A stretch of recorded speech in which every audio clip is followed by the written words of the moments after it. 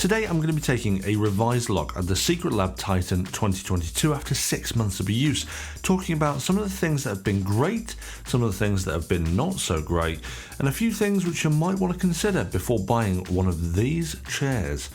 And lastly, I'll share my take on the Softweave versus PU leather while simultaneously taking a look at the newest size in the Secretlab range.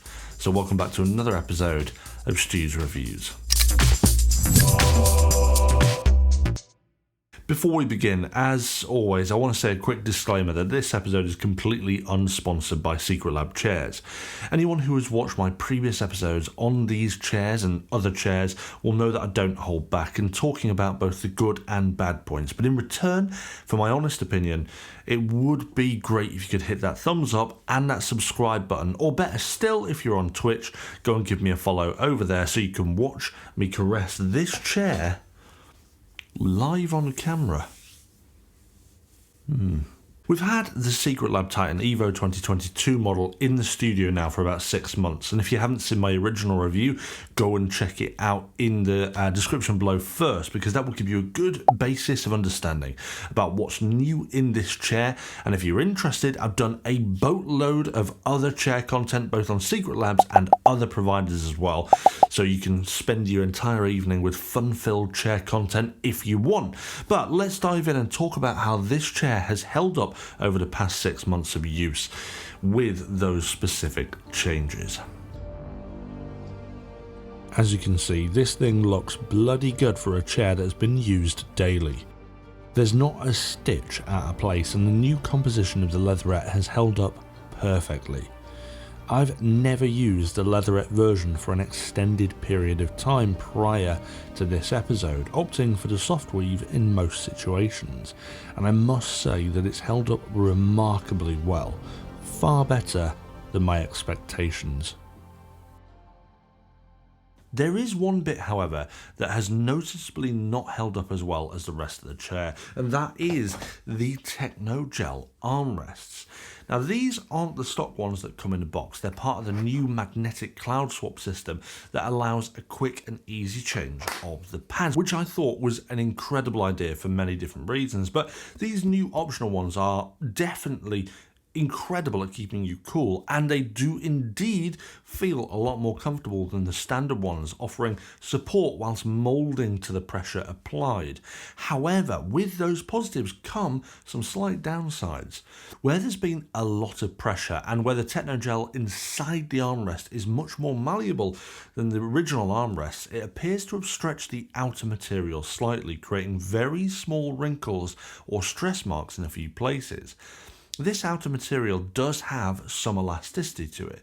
The longer you leave it, the more it stretches back into place, but if there's been a lot of force, it's evident that that's enough to cause these small stress marks permanently. In my complete honesty though, for the most part, it'll probably go unnoticed.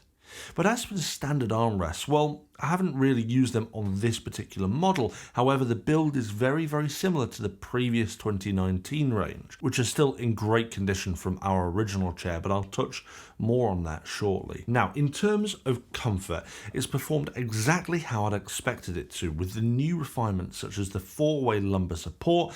It's just added to the customizability to get this chair exactly how I want it to feel. But there's something here I want to address, and that's the reported noise problems surrounding the lumbar support. During the first month, I saw lots of reports coming through that the lumbar support was making horrendous amounts of noise, described by many as a creaking sound coming from the back. Now, the response from Secretlab regarding these complaints was swift and concise. Not long after release, they proactively sent an email out and asked people who are having this issue to get in touch. They explained that the noise was caused by friction of the leatherette and the plastic parts of the internal lumbar system rubbing against each other, and anyone with this problem, they would replace the backrest for free with an updated version which uses an extra insert between these two pieces to eliminate the noise. Now, they stated that this extra insert is now included in every single version of their chair, so this issue no longer exists. it might be worth mentioning as well that although this is an original version, I haven't had that noise complaint. As you can hear now, I'm sitting in the chair and there's no creaking noise. So obviously it must have only been a few particular models. But absolutely top marks for responsiveness and a quick fix, and extra brownie points for them in my eyes for replacing parts that already shipped out to customers, so top marks for that. Now, another new addition with the 2022 range was the magnetic pillow, which I was slightly skeptical of at first, but it's performed really, really well and offers a lot more adjustment than the previous version, which was just an elasticated strap on the back. Although I do find myself knocking it off quite a bit, being clumsy or sitting down a little bit too forcefully, meaning it drops behind my back, which is a bit of a pain in the bum. I'm there rooting around for it. And I've got to do that again. But talking about the magnets in the headrest and the magnets in the cloud swap armrests, I want to address a few questions that you guys had from my initial review. Believe it or not, there seemed to be a huge amount of concern around the magnets. There were some sensible questions like, are the magnets strong enough, or can they affect devices like pacemakers or wristwatches? Then there were some slightly more unusual questions like, can the magnets harm your physical health over a long-term exposure? And then there were some very, very unusual questions like, are the magnets a method of control for the COVID 5G Illuminati lizard alien overlords? I'll be the first to admit that magnet science is not something I know much about, but what I do know how to do is get in touch with someone who does.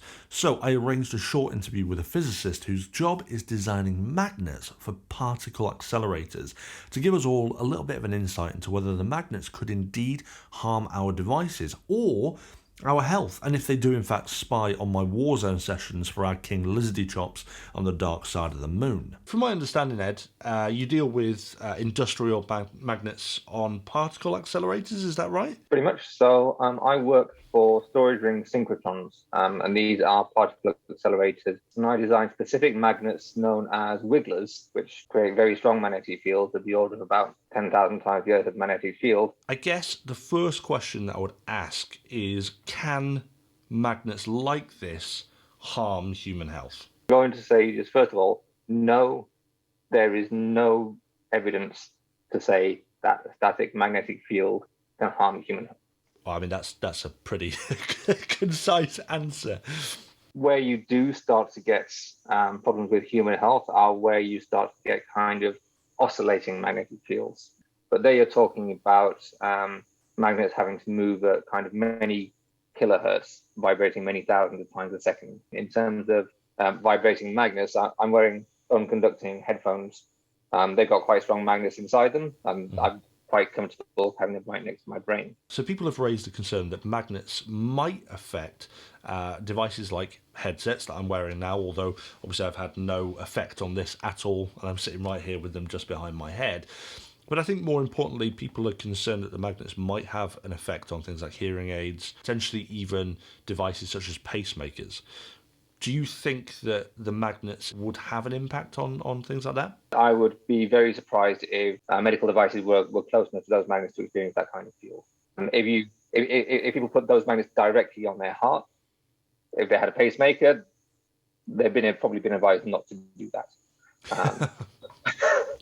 Let's hope they don't. Yeah, let's hope they don't. In terms of watches and other things like that, I would be very surprised if anything like in the armrest caused an issue with watches. I know because I work quite closely with quite strong permanent magnets, and I have in the past been quite careless about my watches or phones, is that the internal compass of these devices sometimes gets a bit biased with continued exposure. So there you have it, a conclusive answer that magnets inside this chair won't kill you. And although I didn't ask Ed, and this is going to sound like something a lizard alien in disguise might say, I can confirm that the magnets aren't spying on you.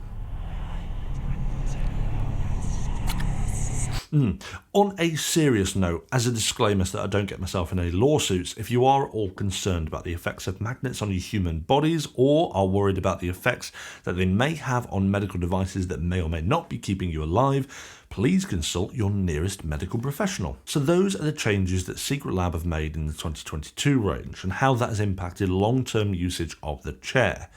Now, I'll give you my overall feelings on the comfort at the end of this episode, but talking about the long-term usage, I want to give you guys a little bit more of an extended idea about the longevity of these chairs by showing you one of our chairs that has been used in the studio daily for nearly 2.5 years. This is the Secretlab 2020 model. I originally bought this in September 2019, not long after release, and as you can see, it's still in absolutely fantastic condition, despite at least 8 hours a day of use, around 4 days a week at least. I've been more than happy with this purchase, and without a doubt, it's earned its worth. All the areas where you would expect to see wear, there really isn't much. Where my rotund posterior is placed, the material is unscathed. Where it received the most amount of pressure and movement at the front of the lip, the silhouette is still in the same shape it was when it came off the production line. As for stains, well, I'm not a messy eater, but this thing shows no sign of discoloration either, despite the fact this is the lightest colour. Top marks for longevity here. Now, I appreciate that everyone will use these chairs differently. People of different weights, heights, people who wear jeans or leggings, everything will have a different effect on the wear and tear of the chair. So, to try and simulate all types of use and abuse, we're putting the Secretlab range through its paces at the moment to truly test the durability of these chairs. And if you want to see that episode, then you're going to need to hit that notification bell for when that lands. We've been working on it for a while. Now, there are a few other common questions that get asked in my chair episodes, and the first being, do I prefer the Softweave or Leatherette? Well, in the previous 2020 range, I preferred the Softweave, but with the 2022 range, they've introduced new versions of both materials that are supposedly tougher, and until now, I'd only tested the Leatherette version, which is why I've gotten hold of a Softweave chair to test, except this isn't a normal Evo 2022 model.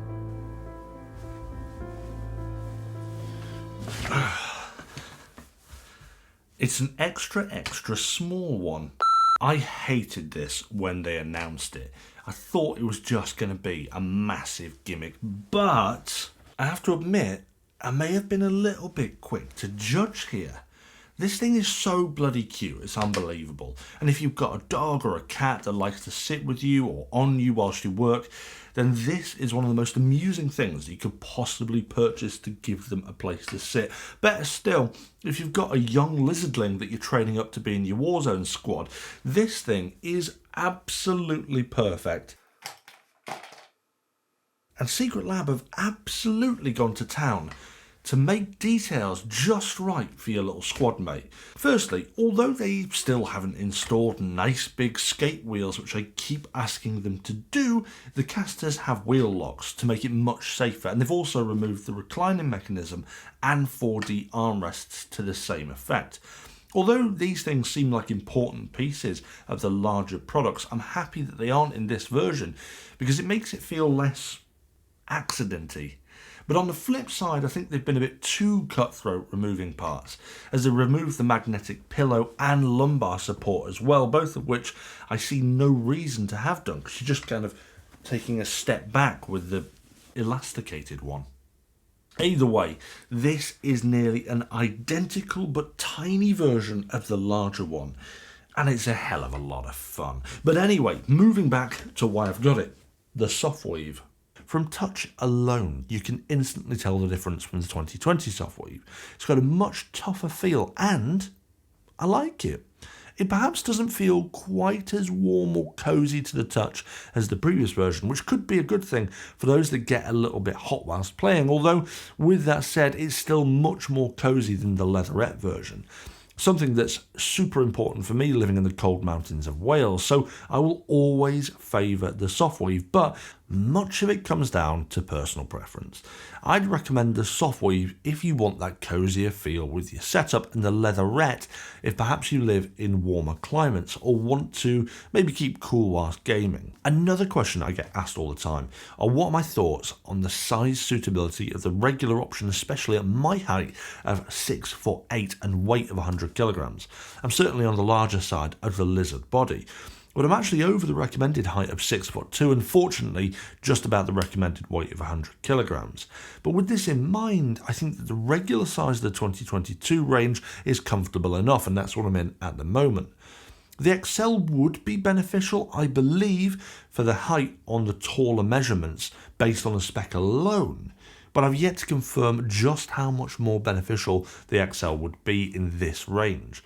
That might have to wait again for another episode, but in conclusion, I think the Secretlab Evo 2022 model is exactly what I said from my original review. It's a fantastic upgrade with some brilliant customization options that allows you to truly customize the experience that you have in this chair, and the changes they've made have had nothing but a positive experience on the overall comfort.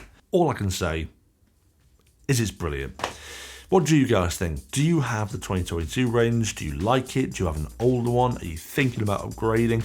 Drop us a comment below so that we can have a good chin wag. And as a reminder, if you enjoyed today's episode, don't forget to hit that thumbs up, subscribe and notification bell. And if you are on Twitch, don't forget to follow us on there using the link below for when live streams start back up when we move into the new studio space. But more on that coming in a few weeks' time. But thanks for joining, and I'll see you back for another episode of Stu's Reviews soon.